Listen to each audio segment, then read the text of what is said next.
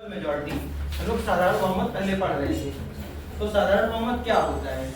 साधारण बहुमत को ऑपरेशनल मेजॉरिटी भी कहते हैं, वर्किंग मेजॉरिटी भी कहते हैं। किसी भी काम को करने के लिए संसद में किसी भी बिल को पास करने के लिए, either is money bill, either is finance bill, either is ordinance bill, either is any type of ordinance, any type of proclamation, any type of majority, any type of work, किसी भी काम को करने के लिए साधारण बहुमत का हम उपयोग करते हैं। अब साधारण बहुमत की खासियत क्या है कि संसद को चलाना है, संसद में क्या काम कराना है, ये साधारण बहुमत होगा। साधारण बहुमत में more than 50% present and voting, more than 50%। संसद में उस समय पर कितने लोग उपस्थित हैं, और संसद चलने के लिए 10% लोगों की आवश्यकता होगी। इसको बोलते हैं कोरम। कोरम क्या होता है?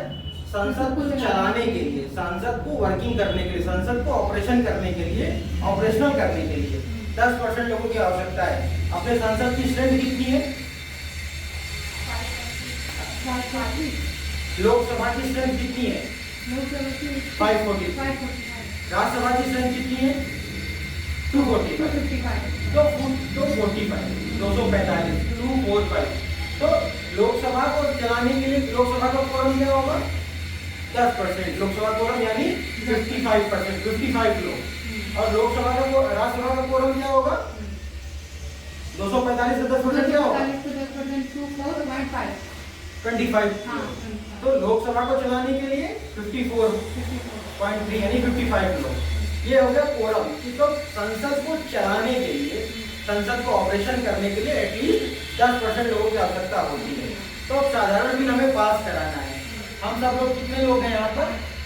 जो भी लोग हैं हम लोग, इस पर हम क्या करेंगे? एक कंसेंसस निकालेंगे, एक सहमति निकालेंगे। जिस तरफ 50% से ज्यादा लोग पास हो जाए, वोट चले जाएंगे, वो साधारण बहुमत से पास हो जाएगा।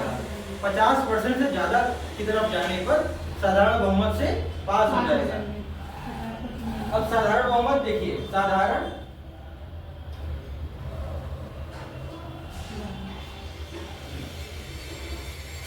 प्रेजेंट एंड वोटिंग का, प्रेजेंट एंड वोटिंग 50% का मोर देन 50%। साधारण बहुमत क्या हो गया? प्रेजेंट एंड वोटिंग का more than 50%। Present and voting का मोर देन 50%।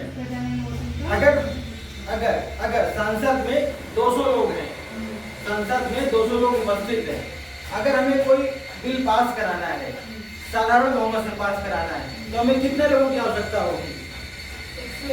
101 लोगों की। हमें कितने लोगों की आवश्यकता होगी? ये more than 50%, more than 50%। That's it. हम साधारण बहुमत समझ में आया। अब हम लोग बात कर रहे थे आर्टिकल 1 की। आर्टिकल 1 में हम लोगों ने क्या बात किया था? इंडिया और इंडिया अथॉरिटी, मतलब कि भारत अथॉरिटी इंडिया जो है राज्यों का संघ है। आर्टिकल 2 में क्या हो रहा था? आर्टिकल 2 में जो सिक्किम जो है वो आर्टिकल 2A था, वो रिपील हो चुका था।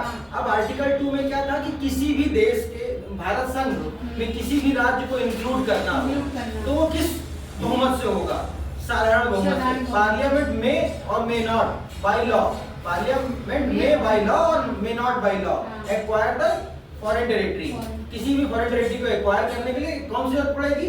पार्लियामेंट को जब लॉ बनाना पड़ेगा तो कौन सा लॉ बनाएगा? साधारण बहुमत से उसको पास करेगा। पार्लियामेंट उस टेरिटरी को एक्वायर करने के लिए जो लॉ बनाएगा वो साधारण बहुमत से पास होगा। समझे?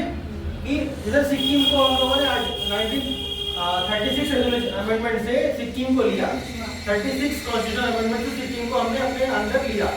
तो भारत सरकार ने कौन सा अमेंडमेंट पास किया था? 36वां संविधान संशोधन।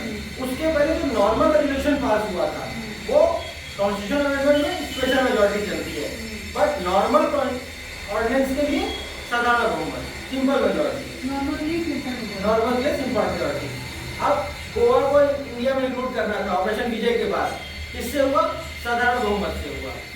तेलंगाना का राज्य, तेलंगाना को बांटना हुआ, तेलंगाना और आंध्र प्रदेश को बांटना हुआ, किससे बांटा? साधारण बहुमत से। फेडरल स्ट्रक्चर में जो चेंज होगा वो स्पेशल मेजॉरिटी नहीं, फेडरल स्ट्रक्चर में जो चेंज होगा स्पेशल मेजॉरिटी टाइप 4 से होगा। स्पेशल मेजॉरिटी टाइप 4 से।